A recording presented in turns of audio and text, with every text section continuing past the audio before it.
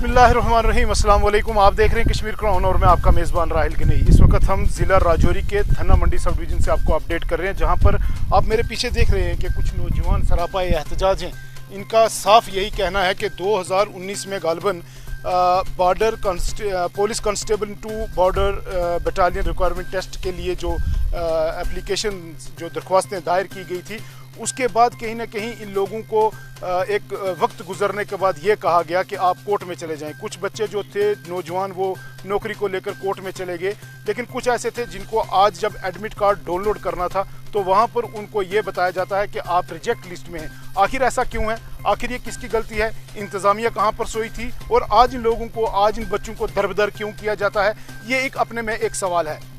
सोचने और कहने की बात सिर्फ इतनी है कि अगर एक तरफ बेरोज़गारी का रुझान इस तरह से बढ़ रहा है कि नौजवान खुदकुशी कर रहे हैं, कहीं ना कहीं हमने ये भी देखा कि नौजवान जो हैं वो मनशियात में मबलूस हो चुके हैं, कहीं ना कहीं ये भी देखा कि नौजवान अपनी जानें दे रहे हैं, लेकिन कहीं ना कहीं ये भी देखा गया कि जब कहीं ना कहीं भर्ती के लिए एप्लीकेशंस दी गई, लेकिन उसके बाद भी इन लोगों को आखिरी मौका पर जाकर ये कहना पड़ा, इंतज़ामिया की तरफ से ये सुनना पड़ा कि अब आप यहाँ से रिजेक्ट हो चुके। आखिर क्यों?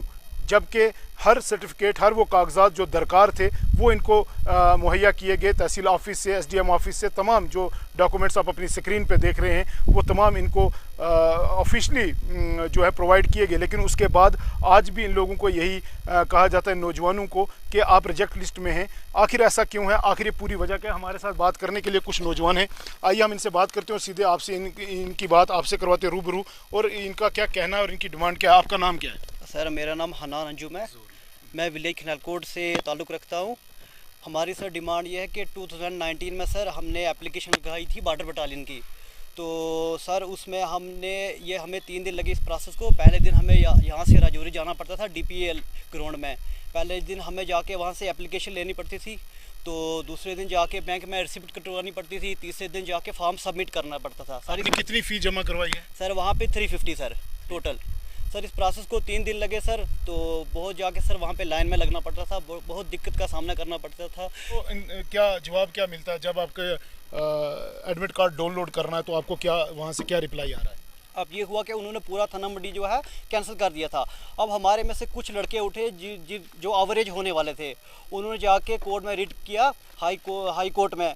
तो उसके बाद ये हुआ कि 65 लड़के थे, उनका जो है एडमिट कार्ड डाउनलोड हो रहा है, उनको कोर्ट ने परमिशन दे दी।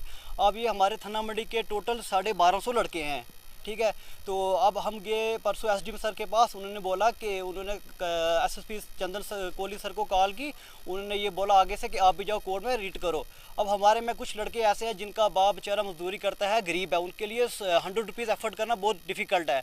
तो अब हमारा ये कहना है कि जितने भी लड़के हैं 1250 लड़के, सभी का कैंडिडेट का एडमिट कार्ड डाउनलोड होना चाहिए, सभी के साथ इंसाफ होना चाहिए। जी बिल्कुल, आप सुन रहे थे यहाँ के नौजवान जिनका ये कहना है कि हम इतने गरीब घरों से हैं, हम गरीब कुंबा से ताल्लुक़ रखते हैं कि हम कोर्ट की फ़ीस नहीं दे सकते हैं, वकला के पास नहीं जा सकते हैं।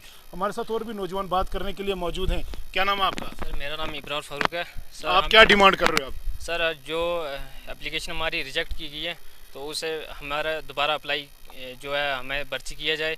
सर हमने बहुत पहले भी बहुत दिक्कत की उठाई है, तो इसके बाद भी सर डेली ऐसे ही होता है, कोई भी एप्लीकेशन लगाओ तो बाद में रिजेक्ट की जाती है। इस बार हमने 2 बॉर्डर बटालियन की जो एप्लीकेशन लगाई, तो अब एडमिट कार्ड निकालने का टाइम आया तो वहाँ पे हमें रिजेक्ट किया गया। तो हम यही अपील करते हैं कि हमें जो है इंसाफ मिला है। बिल्कुल, इन बच्चों का, इन नौजवानों का यही कहना है कि अगर कहीं ना कहीं जो रोज़गारी के दावे सरकार की तरफ से किए जाते हैं वो तो फेल साबित हुए, कहीं ना कहीं अगर रोज़गार नहीं दे सकते थे, लेकिन इतना बड़ा खिलवाड़ इन नौजवानों के साथ, पहले एप्लीकेशंस लिए गई, उसके बाद फ़ीस जो सबमिट करवाई गई, लेकिन उसके बाद अब जाकर जब इन बच्चों के मुस्तकबिल का सवाल है तो उनके साथ एक धोखा किया गया। कैमरामैन के साथ Rahil Ganai, Kashmir crown, Rajouri. Pulse food लेकर आए हैं असॉर्टेड कुकीज, निहायत ही क्रिस्पी और क्रंची, टेस्ट में इतना डिलीशियस कि एक बार खाओगे तो बार बार चाहोगे। प्योर गुंदम और बेहतरीन अज्जा से हाइजेनिक माहौल में तैयार किया है असॉर्टेड कुकीज। आज ही ट्राई करें पर्ल्स बाइट असॉर्टेड कुकीज। किसी भी क्वारी के लिए राब्ता करें pearls food industry, industrial estate, Sopore, call 7780933043।